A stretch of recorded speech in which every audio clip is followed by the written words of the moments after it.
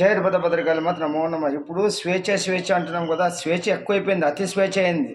ఇప్పుడు మనము యూట్యూబర్లోనే కొంతమంది యూట్యూబర్ని బెట్టింగ్ చేసే వాళ్ళందరినీ బూతులు తిడుతూ ఈ అన్వేష్ కొంచెము అండరాని మాటలు కూడా తల్లిల మీద పోకూడదు. ఎప్పుడో కానీ కొడుకులు చేసిన తప్పకి తల్లికి నింద రాకూడదు అన్న. ఒకవేళ వాళ్ళు హెచ్చరించినా వాళ్ళు ఎన్నుకుంటూ ఉండే పిల్లలు ఇప్పుడు ఉండేది. కానీ మనం అంత కర్మ అనేది వాళ్ళకి ఇస్తుంది సమాధానము. మీరేం మనం చెప్పినా, నువ్వు చెప్పినా, నాన్న చెప్పినా ఎవరు మారేవాళ్ళు లేరు, సమాజం మారదు. కానీ ఆ దేవుడు ఎప్పుడెప్పుడు లయ తప్పినప్పుడల్లా క్రమశిక్షణ ఎట్లా పెట్టుకోవాలా ఆ ప్రకృతే చూపిస్తుంది, మనం చూస్తున్నాం కదా. ఎందుకంటే అన్నిటికీ మనము కాకపోతే విర్రవీగుతున్నాం అంతే. ఫస్ట్ ప్రజలు కూడా చైతన్యవంతులు కావాలా, ప్రజల్లో కూడా చైతన్యం రావాలా, మార్పు రావాలా. ఇది బెట్టింగ్, ఇది ఊరికే డబ్బులు రావాలని తెలుసుకున్నాలా. తర్వాత నేను కూడా చెప్తాను రా నాన్న, ఇప్పుడు ఇంత యూట్యూబ్ ఛానల్స్లో కానీ సోషల్ మీడియాలో కానీ న్యూస్ ఛానల్ చాలా వస్తున్నాయి న్యూస్. ఈరోజు వాళ్ళ చెల్లెళ్ళు వాళ్ళని అంటేనే ఈ యూట్యూబర్లు వాళ్ళు బెట్టింగ్ చేసిన వాళ్ళని అంటేనే అంత బాధ అయితే, మన ముఖ్యమంత్రి మాజీ ముఖ్యమంత్రి ఉన్నప్పుడు అసెంబ్లీలోన ఎంతమంది ఎమ్మెల్యేలు మాట్లాడినా అప్పుడు ఎవరు మాట్లాడలే. ఒక తల్లి కొడుకుకి ఎట్లా నిందలేసిలో చూసినాము. అసలు నీ పోలికలు ఎవరు అని చెప్పి అవన్నీ మనము మాట్లాడే ఈ విధంగా తయారైపోయింది సమాజం అంతా. రాక్షసులు నిండుకోపోతున్నారా, మళ్ళీ ఆయనకు అవమానం రాదా?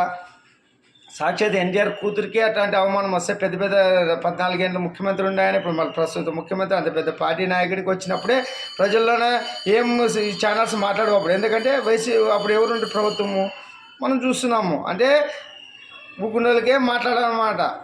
మాట్లాడితే అంత నిలకడగా చైతన్యం వచ్చే మాటలు మాట్లాడరా నాయన. ఒకవైపు తీసుకునేది డబ్బులు తీసుకుని ఒకవైపు మాట్లాడము, ఈ ఛానల్స్ అన్నీ ఉన్నాయి. కానీ మన ఆయన అంతిమంగా ఎవరికి న్యాయం జరగాల, ఎవరికి శిక్ష చేయాలా, ఎవరికి నార తీయాలా అన్నీ తీస్తుంటాడు. ఆయన వదులుడు. దేవుణ్ణి ఎవరు మనము చేయలేము కదా, మార్పు చేయలేము కదా. ఆయన ఎప్పుడూ ఒకటే రకం న్యూట్రల్గా ఉంటాడు, అందరినీ ప్రేమిస్తాడు. కానీ తప్పు చేసి ఎవరిని వదులుడు. ధర్మం తప్పినప్పుడు ఎవరినైనా కానీ శిక్షిస్తాడు, అది మీరు తెలుసుకోండి. ఇది యుగాలు జరుగుతుండదు.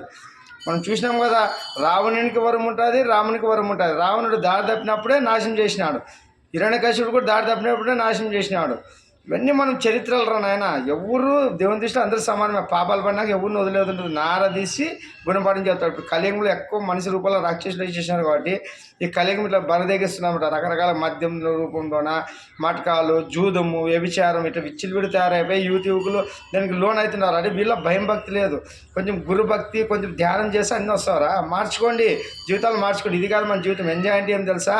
ఫస్ట్ చదువుకోవాలా, ఒక జీవిత లక్ష్యం సాధించి ఒక ప్రయోజకుడై పెళ్లి చేసుకొని భార్య పిల్లల్ని పోషించుకొని వాళ్ళని ప్రయోజకులు చేసి సృష్టికి నిదాన సృష్టి ధర్మమైన సృష్టితోన ధర్మమైన పిల్లలతోన ఇస్తేనే నీ జన్మధన్యం. అప్పుడు శివయం వేస్తారు. దీంట్లో ఎన్నో ఆటపోట్లు ఉంటాయి. అన్నీ ఎదుర్కొన్నప్పుడు నువ్వు మనిషిగా జయించినాడు అవుతావు. అంతేగాని నాకు వీక్నెస్తో తాగితే, వీక్నెస్తో మటక ఆడితే, వీక్నెస్తో ఇవి ఆడితే మనం యాడ్ చేస్తాం చెప్పు. ఇప్పుడు శివమాలు వేస్తాం, శివమాలు వేసినప్పుడు బ్రహ్మాండంగా ఉంటారు 2 నెలలు, మళ్ళీ మొదలు పెడతారు తాడు తినడం. అంటే శివయ్య 2 నెలలే తినండి, మిగతా అంతా ఈ మిశ్రమం తినని చెప్పినాడా? ఇదే మన వీక్నెస్ బయటపడుతుంది. శివుడు ఎవరిని స్వీకరిస్తాడు తెలుసామరా? ఆ పరమాత్ముడు. ఒకే రూపం. మీరు అల్లా అని అనుకోండి, యేసు ప్రభు అని అనుకోండి, శివుడు అని అనుకోండి, శ్రీరాముడు అని అనుకోండి, ఒకటే చెప్తాడు, నువ్వు ఇతర జీవుని చంపి తినకూడదు, ధర్మం పాటించాలా. ఒకరికి నువ్వు ధర్మము చేయకున్నా పర్లేదు, దానం చేయకున్నా పర్లేదు, కానీ నీవు ధర్మంగా బతుకు, నీ పిల్లల్ని ధర్మంగా దారిలో పెట్టు, ఇది చెప్తాడు భగవంతుడు. అంతేగాని నువ్వెవరినేం ఉద్ధరించే పనిలే. నువ్వు ఉద్ధరించుకో, నీ కుటుంబాన్ని ఉద్ధరించుకో. ఎవరికో చేసేటప్పుడు ఫస్ట్ ఇవన్నీ మనకు భగవంతుడు చెప్పేటివేనా, ఇవన్నీ మనం పాటించాలా, వెలగల్లా. కర్మ ఎన్నికే ఉంది, ఇప్పుడు వెంటనే అప్డేట్ అవుతుంది. అప్పుడు ఎప్పుడో మనము పాతకాలంలో మనకి పైన జరుగుతా ఏముండదు. ఇప్పుడు వెనకనికే పనిష్మెంట్ ఉంటుంది. జాగ్రత్తగా ఉండండి మనుషులు.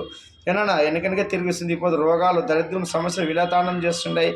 ప్రకృతి కూడా అప్పుడప్పుడు మనకి ఉగ్ర రూపం చూపిస్తుంది, ఎండ రూపంలో కానీ, వరదల రూపంలో కానీ. ఈ చలి రూపంలో కూడా ప్రకృతి ఎట్లా ఇబ్బందులు పెడుతుందో చూస్తుంటాం కదా రకరకాలుగా. మనిషి పాపం చేసినప్పుడు ఆ శరీరం తప్పుగా ఇబ్బంది పడాల్సిందేనా. అందుకే మీరు పాపాలు చేయకుండా దేహశుద్ధి, వాక్శుద్ధితో ఆ పరమశివునికి మనం చేరుకోవాలంటే ఫస్ట్ శాఖరిగా తయారు కాండి. ఒక నిమిషం చేయదండి, ఒక తీవ్రమైన వాక్యాలు దుమారాలు చేయొద్దండి, చెడు చేయొద్దండి. శివుడి సన్నిధిలో ధ్యానంతో నీ పనులు చేసుకుంటూ నీ సాధన కోసం శక్తి సంపాదించుకొని ఆ భగవంతుని నీ కుటుంబాన్ని, నీ వంశాన్ని వెలిగించుకోవాలని, నీ శక్తి ఇవ్వాలని, ప్రసాదించాలని కోరుకుంటూ నువ్వు ముందుకు తీసుకుపోవాలి. కానీ ఇతరుల దాంట్లో చేయి దూర్చే అవసరం లేదు, అది భగవంతుడు చూసుకుంటుంటాడు. రాజకీయాలు కానీ ఈరోజు వ్యవస్థలు కానీ అన్నీ ఆయనకి ఎట్లా దారిలో పెట్టాలో ఆయనకు తెలుసు. దేవుని గెలిపించేది ఆయనే, ఓడిపించేది ఆయన, అన్నీ ఆయనే చేస్తుంటాడు. ఆయనకేం తెల్ల ఇంద్రదేవుడిని ఎందుకంత మాటిమాటికి పీఠం దింపిస్తుంది, ఆయనలో కూడా కొంచెం ఎక్కుతుంటుంది అన్నమాట. ఎక్కినప్పుడు దింపుతుంటాడు. అప్పుడు రాక్షసులు వచ్చి పాలినప్పుడు దేవుళ్ళు వచ్చి ఆడుకుంటే ఏమంటారు, కొన్ని రోజులు వాళ్ళు పాలించేంత కనపడద్దు అంటాడు. ఇంద్రుడే కనపడు. ఆఫ్టర్ ఆల్ ఈ నాయకులు ఎంత, రాజకీయ నాయకులు ఎంత చెప్తున్నాను. అంతా ఇవే. ఇదంతా ఒక జగన్నాటకం, శివుడు ఆడిచ్చే నాటకం, జగన్నాటకం. అదంతా శివమాయ. మనమంతా ఆయన బానిసలము. ఆయన తీసే గాలి తీసే పోయే జీవాలు విర్రవీగుతున్నాం. అట్లు వాందంతా మీందంతా మనందంతే కాలకర్మంలో కలిసిపోతాం. జాగ్రత్తన వెలగండి, జీవితాన్ని మార్చుకొని పశ్చాత్తాపం పడండి. జై వీరభద్ర.